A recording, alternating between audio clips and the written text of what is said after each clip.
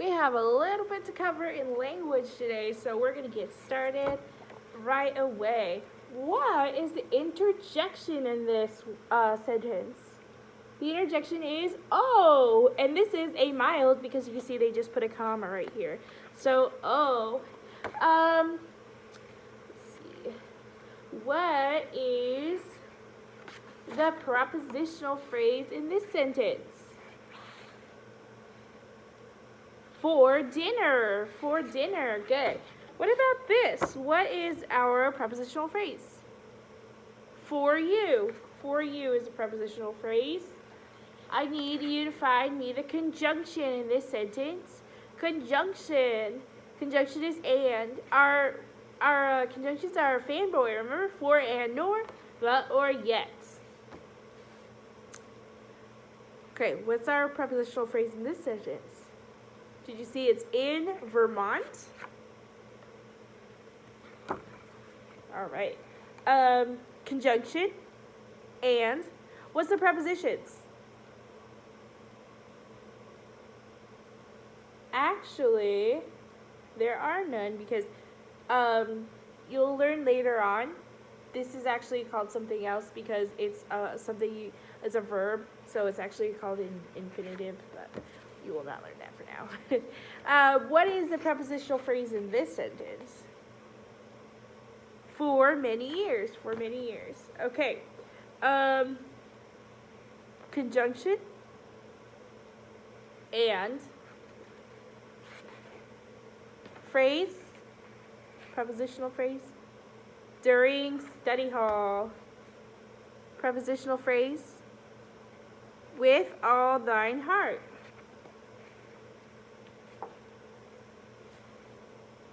Prepositional phrases of warning and throughout the countryside. Interjection is hooray, and it's mild because they just put a comma there. But if it were me, I think I would say that's pretty exciting. All right, good job with those. We're gonna look at our board right now. The sleigh bells jingled merrily. What I want you to do is take out a piece of paper and I want you to diagram this. Every word. What do we go for first? The verb. Jingled. What jingled? Bells jingled. The bells, sleigh bells. Adjectives describing our noun. Jingled how? Merrily. Adverb describing the verb. Diagram.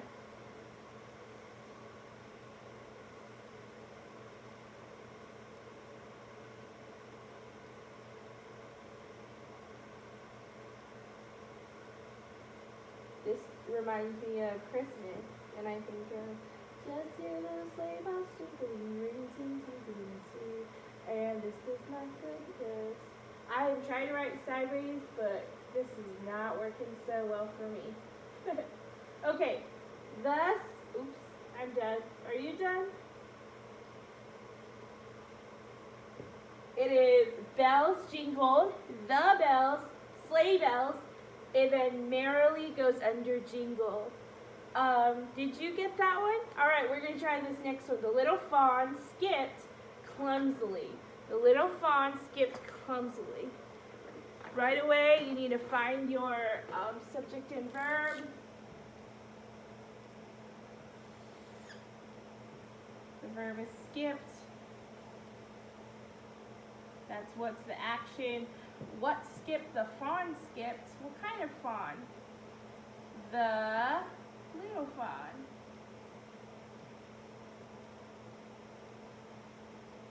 How did the fawn skip? Well, it skipped clumsily.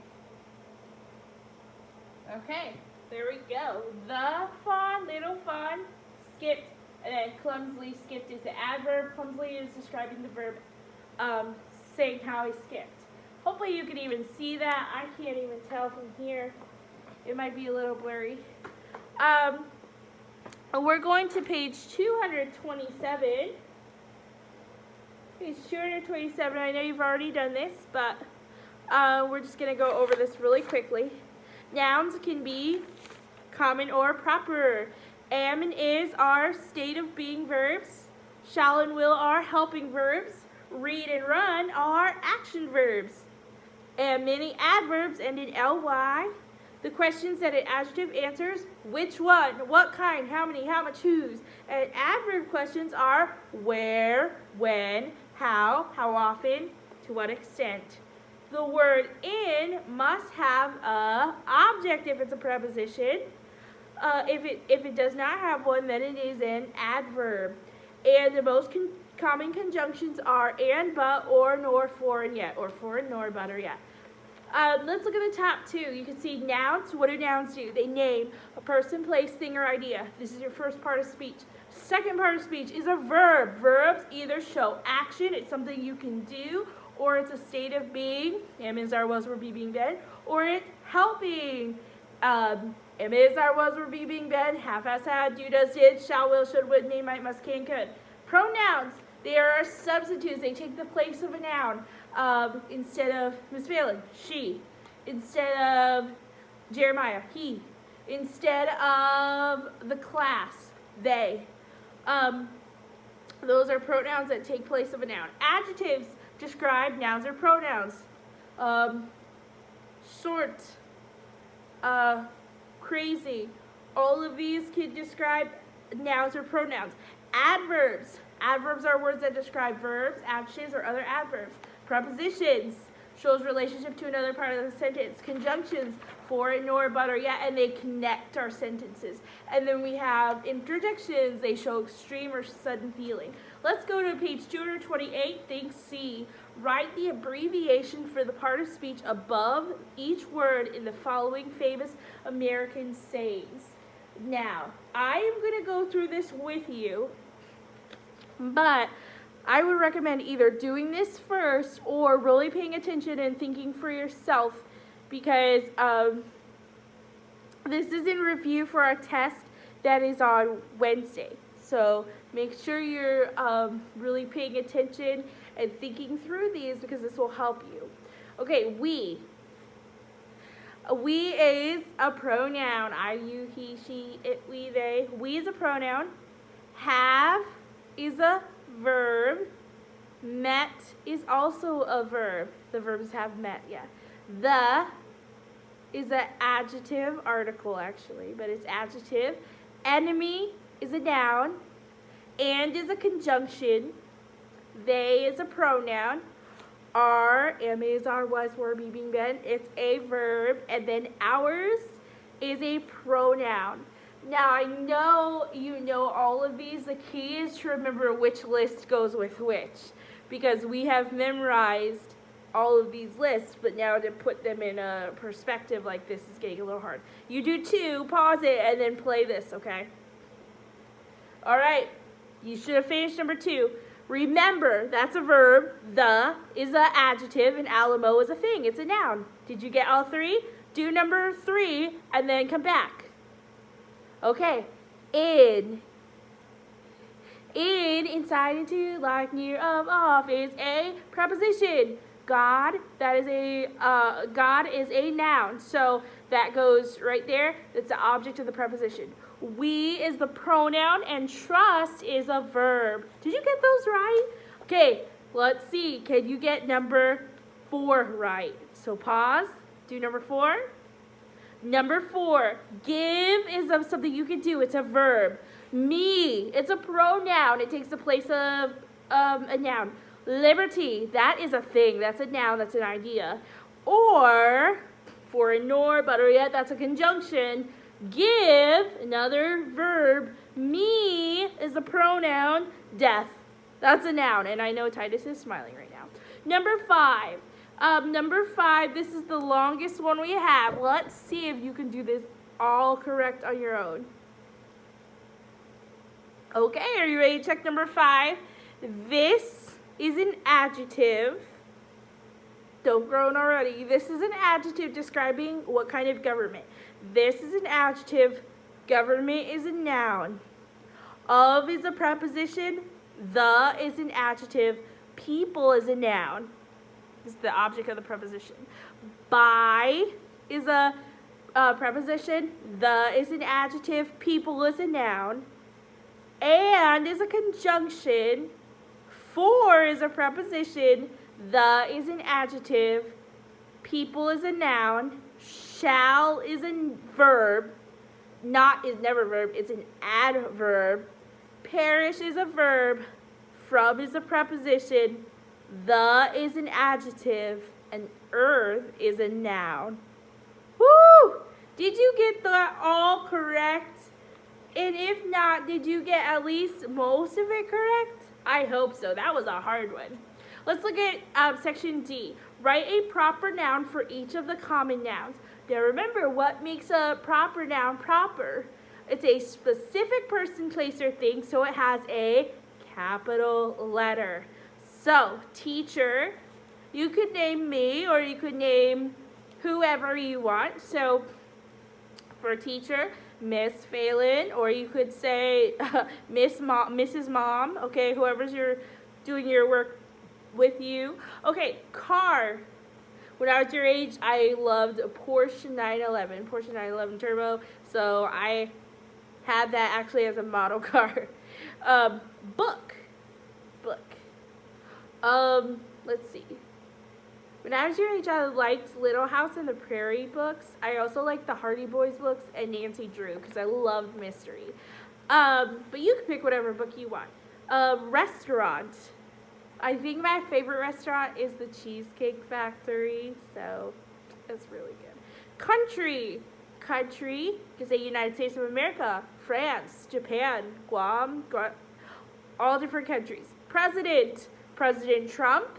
You could have President Obama. You could have President Bush. Any of our presidents that we've had, Lincoln, Washington, as long as it has capital letter. Friend. Name a friend. And my best friend is Shauna. And your school. Name your school. Emmanuel Christian Academy. Did you have all capitals? If you did, good job. Think E. Identify each underlined modifier. Now remember, a modifier means it just describes. So it's either going to be an adjective or an adverb. What's the difference? Remember, the difference between an adjective or an adverb is... Oops. Hello. The difference between an adjective and an adverb is what it's describing. An adjective describes a noun or pronoun. An adverb describes verbs, adjectives, or other adverbs. Prodigal. A prodigal is describing the word next to it, son.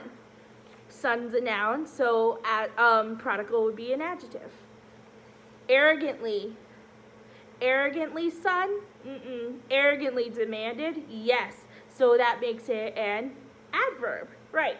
Okay, far is describing country, which makes it an adjective.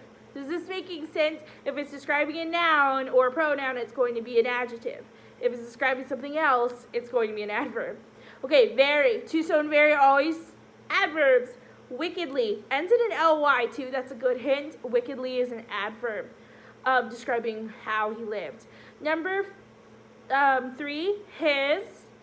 Now his, we've also learned is a pronoun, but not in this case because it's a possessive. It's saying whose. Whose money? His money. Adjective.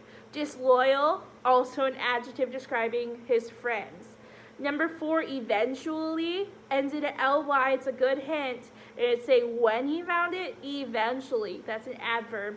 And poor is an adjective describing farmer. Foolish, adjective describing son. Back is saying where he was welcomed. Welcomes is the verb, so it's an adverb. Okay, now let's take a break and let's sing our prepositions, okay? Sing them with me. Aboard, about, above, across, after, against, along, among, around, and at. These are the first ones: before, behind, below, beneath, beside, between, beyond, by, down, during, except, for, and from, in, inside, into, like, near, of, off, on, over, past, since, through, and throughout, to, toward, under, underneath, until, up, upon, with, within, and without. Now I am done. but we're not done. We're going to do it one more time. Ready? Aboard, about, above, across, after, against, along, among, around, and at. These are the first ones. Before, behind, below, beneath, beside, between, beyond. By, down, during, except, for, and from. In, inside, into, like, near, of, off, on, over, past, since, through, and throughout. To, toward, under, underneath, until, up, upon, within, and without. Now I am done. We are officially done. Now, we are going to do Think F. Place parentheses around each prepositional phrase in the following sentences, and we're going to write the object of the preposition in each blank. This is fun. So what we do for parentheses, remember it's just like this, like it looks like a hug around it, not quotation marks. Sometimes people confuse quotation marks and parentheses. Parentheses are like the hug, and it looks just like, see around number 1, how it has the thing. Okay, now let's look at number 1. What's the prepositional phrase? Inside to, like inside the house. So put parentheses around that, inside the house, and object is house. Yes. Number 2, what's the phrase? Up a steep hill. Not just up a steep, because that's not a thing. Up a steep hill, and then the object is hill. Prepositions have to have the object of the preposition, their best friend. If not, it makes it just an adverb. Number 3, the lamp on my desk does not work anymore. Phrase is on my desk, and the object is desk. Hopefully you are getting all of these. If you're really having struggle, I would pause this and try to do it on your own and then come back and do this. Number 4, the phrase is for his people's freedom, not for his people's, because people's is not a thing. It's for his people's freedom, and the object is freedom. Are you noticing something? Yes, the object is the last word. Number 5. 5 is in the moon, and the object is moon, so put moon in the blank. Number 6, under the log, put log in the blank. Number 7, I drove Michael's go-kart around the block. Around the block. And you should put block as the object of the preposition. Number 8, Father takes us to the fair every October. To the fair, put fair in the blank. Number 9, Sarah's grandmother lives in Los Angeles. In Los Angeles, put Los Angeles in the blank. That is a proper noun. Number 10, I enjoyed reading The Wizard of Oz, and put Oz in the blank, also a proper noun. That's all for today. That was pretty short, but hopefully you got everything done. If not, and you need to go back. If you need to pause this at any time, make sure you pause it. But this was just a quick review for our test on Wednesday. So be prepared for our test on Wednesday. Also, I want you to keep reading a book. Keep reading your book, whether it's a fiction book, a biography book, or a Christian fiction book. But be reading. It's important to be reading, okay? All right. Have a great rest of your day.